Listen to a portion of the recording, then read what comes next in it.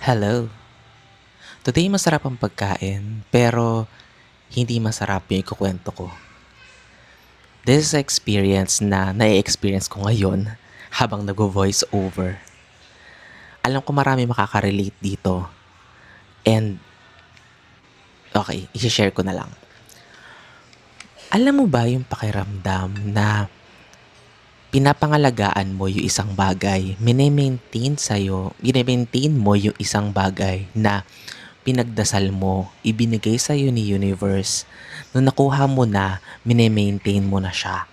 Ginagawa mo lahat para hindi siya mawala sa'yo. And then all of a sudden, sa lahat, kabila ng lahat ng preparation mo, kabila ng lahat ng pagmamonitor mo, pag-iingat mo, there are some mysterious ways na para bang mapapaisip ka na, bakit to nangyayari sa akin? Anong kasalanan ko sa universe? Anong meron? Bakit mo parang binabawi kung ano yung okay na sa akin?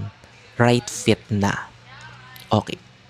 Ang tinutukoy ko is um, yung work ko ngayon. Kasi right now, habang nag-voice over ako, naloka ako. Naloka ako. Hindi ko alam na mangyayari to sa akin. Okay. So, ang work ko is naka-work from home ako. And I'm doing this for many years. And sa current work ko ngayon is okay na ako. I mean, okay naman ako dun sa sa client ko. Walang problema sa kanila, walang problema sa akin. Prepare lahat, everything's okay. At kung sa nakikita mo ngayon, 'di ba? Napaka-okay ng panahon. So I recorded this January. Walang summer para maging sobrang init and walang ulan, walang bagyo. Napakaganda ng panahon. So, para sa makaka-relate na mga naka-work from home peeps, 'di ba? So syempre pag nag-work from home ka, kailangan mo ng kuryente, kailangan mo ng stable internet, ganyan. So ako throughout the years, pinrepare ko na 'yon lahat.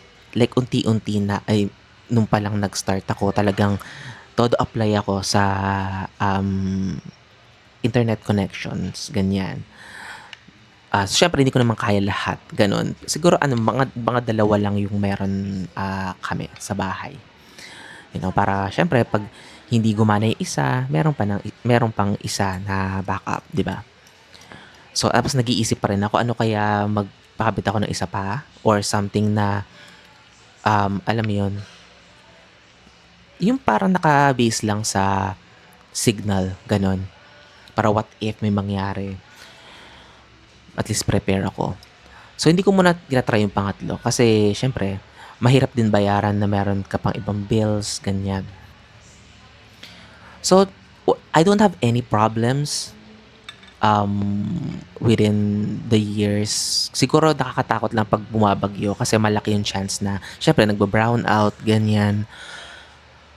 And everyone can understand that. I mean, siguro masaya yung mga tao na nag-o-office kasi, "Ooh, yeah!" Parang baha, gano'n. Walang pasok, 'di ba? Pero 'pag yung mga naka-work from home, parang, no, hindi 'yan masaya kasi mawawalan ng kuryente, mawawalan ng internet. I mean, depende na lang kung gusto mo or hindi mo gusto yung work. Oh, well, right now, nakakaloka yung nangyari. Why? Hindi ko inaasahan na nagwo-work ako kagabi. Nag-iintay lang ako ng, email, gano'n, response. Biglang nawalan ng kuryente. And na nagulat ako parang, okay, first time 'to nangyari na wala namang bagyo and then nawalan ng kuryente. Tapos tumagal siya ng hanggang, umaga, like after ng shift ko. As in talagang namomroblema na ako, pero wala akong magawa. Kailangan ko lang i-inform yung mga dapat kong i-inform. Pero alam mo yon, nandun yung takot sa akin na, "Oh my God, ayoko 'tong mangyari." Kasi parang wala akong problema, sa kanila. Everything is, anong tawag sa term na yun?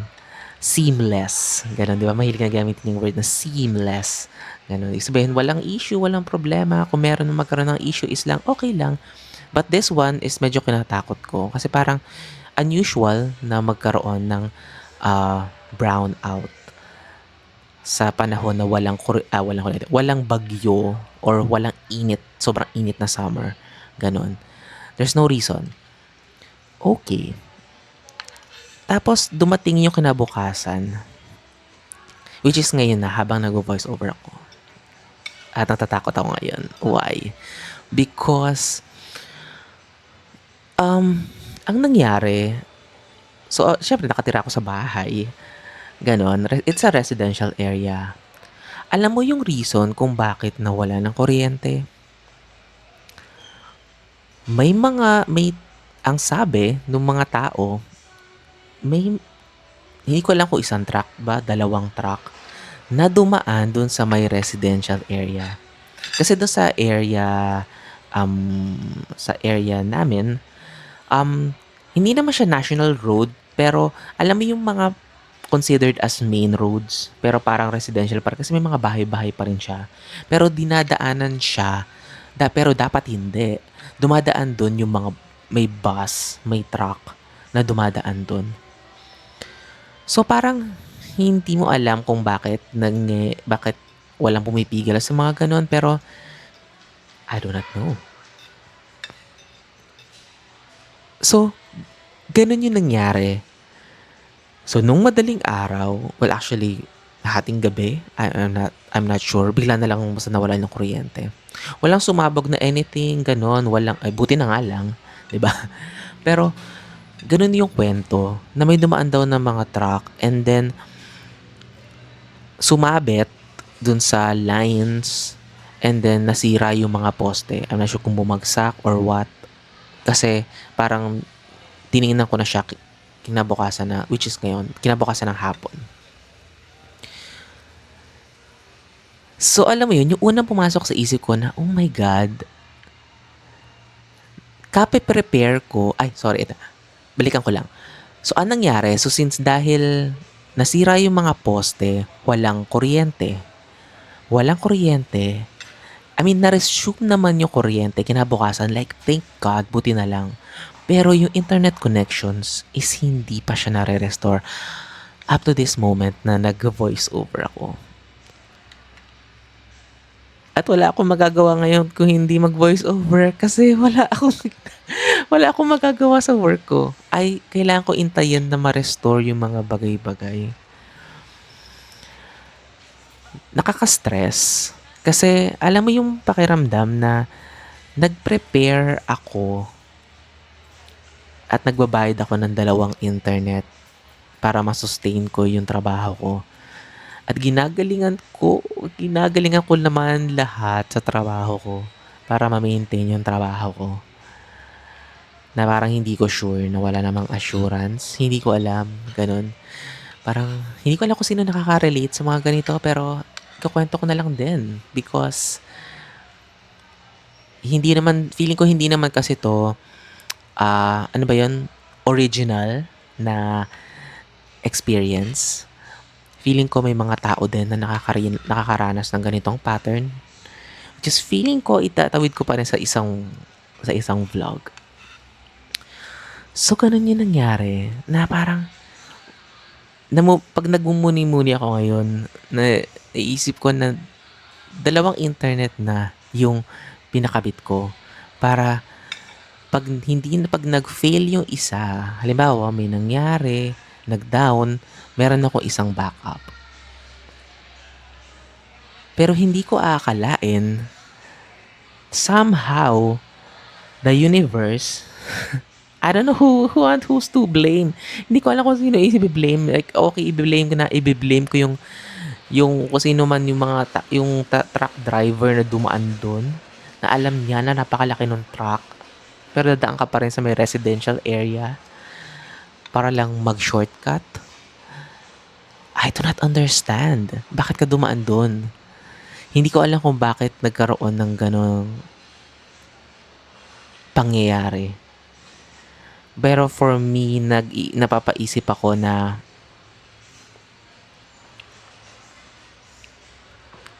bakit ito bibigay sa akin ni universe 'tong ganito? Like akala ko okay na kami. Like akala ko binigay niya na sa akin yung para sa akin. I'm not sure kung may nakakaranas ng ganito na iniingatan mo yung isang bagay kasi mahalaga yun sa'yo. Like you are not expecting, I mean, I mean you're expecting, eto to, um, nag-expect lang ako ng something na stability. Stability habang gumagawa ako ng ibang bagay na, um, because kailangan natin na mag-explore din sa buhay. Pero ang gusto ko lang sa buhay is something na stable. Na stable muna until siguro makagawa ako ng something na mas maganda. Pero alam mo yun, something na safe. And experience ko na yung something na safe. It's just that yung mga ganitong pagkakataon na may dumaan lang na truck tapos nasira yung mga poste tapos nawala ng kuryente, nawala ng internet. Like all internet yon. No matter kung ano mang pinakabit mo doon, apektado ka. Because, di ba, parang walang takas. Parang, yung naisip ko dito, minake sure ni universe na wala akong takas. Minake sure ni universe na today is wala akong magagawa. Wala kang magagawa. Kahit anong ingat mo, hindi mo hawak ang kapalaran. Ako ang may hawak ng kapalaran. Like si universe ang may hawak ng kapalaran. So parang, anong gusto? Kanina, alam mo yung ginawa ko? Talagang throughout the day, nag-check ako ng in-update yung sa internet, yung mga, yung chat, yung mga chat representative, ganun. Talagang, hindi ko na alam kung anong gagawin ko. And, hindi lang ito yung isang beses nangyari to. Yung mga, sa ibang pagkakataon, may previous jobs, parang nangyari na rin to. Na, para ako naghahabol ng something na wala akong control. Ginagawa ko yung lahat ng makakaya ko para i-maintain yung isang bagay, para i-save yung isang bagay, pero hindi ko siya ma-save.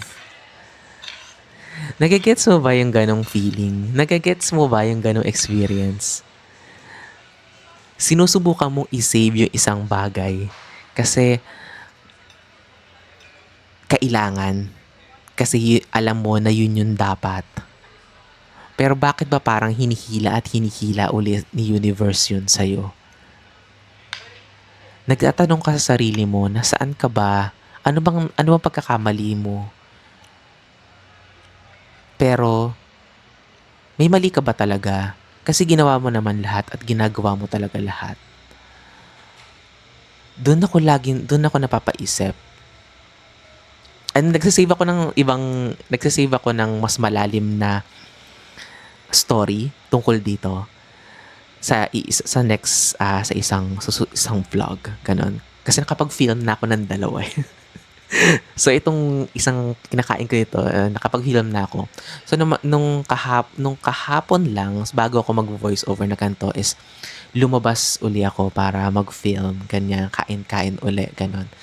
Okay. Kasi weekend hindi ako nakalabas because ang daming tao. So sinave ko yung weekday para okay, labas ako, kakain ako para may isa uli ako na vlog. So,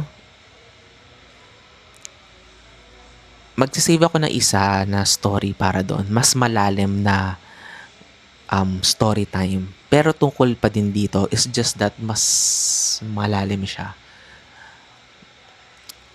Pero this time, Pero para for this vlog, I'm telling this story for this specific incident. Ganon. Is specific incident na nangyari today. Na gusto ko siyang ilabas kasi parang feeling ko hindi siya ordinary. Hindi siya ordinary. Hindi siya unique na karanasan. Feeling ko marami na rin naman tao na may nakaranas nito. But I want to, you know, gusto ko ilabas yung saloobin ko na baka sakali na may mga taong makarinig nito or makapanood nito. Hindi ko alam kung ang story ba nito is nagkukwento lang ako or mag-a-advise ba ako or mag-warning ba ako. Para naman kasi nakakaloka nung pag warning ako na parang kailangan bang matakot. Ito experience na to is something na may pattern sa buhay ko. It's about, alam mo yun, yung parang nakakatakot na magsimula uli ng bago. Pero, what if masyado lang ako matatakotin? Hindi naman pala ganun ka-stressful yung nangyayari. Nag-overthink lang ako. Nag-overreact lang ako. Kasi kung tutuusin, parang yung absent ko naman, kung tutuusin, is parang hindi na ako absent kahapon. Isang araw pa lang yung absent ko. Pero, nandun na kasi ako sa part na parang feeling ko anytime babawiin to sa akin kung ano yung meron sa akin. And ito pa man din yung time na, alam mo yun, hindi naman ako magyayabang ng something na never naman ako naging mayabang sa kahit ano. Naniniwalaan naman ako dun. It's just that ine-enjoy ko lang kung ano yung mga moments na di ba there are high moments, there are low moments. Kapag high moments, gusto ko lang siya i-enjoy. Gusto ko i-enjoy yung mga something na hindi ko pa naranasan before. So, ayoko namang magpaka-worry or magpakalunod sa overthinking na wala din naman patutunguhan. So, 'di ba, kailangan din natin magsaya. Pero, sorry ako medyo magulo yung kinukwento ko na ngayon. Natatawa na lang ako. Pero I just hope na phase lang to. Na sana bukas maging okay ang lahat. Hindi ko rin alam. And ako pa man din, parang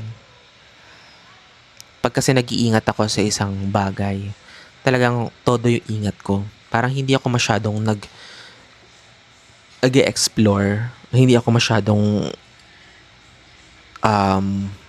nag-a-achieve ng something kasi feeling ko anything pag masyado ko masaya, bigla din binabawi. At yon na magiging topic ko sa susunod dahil patapos na ako. Yun lamang. Bye-bye.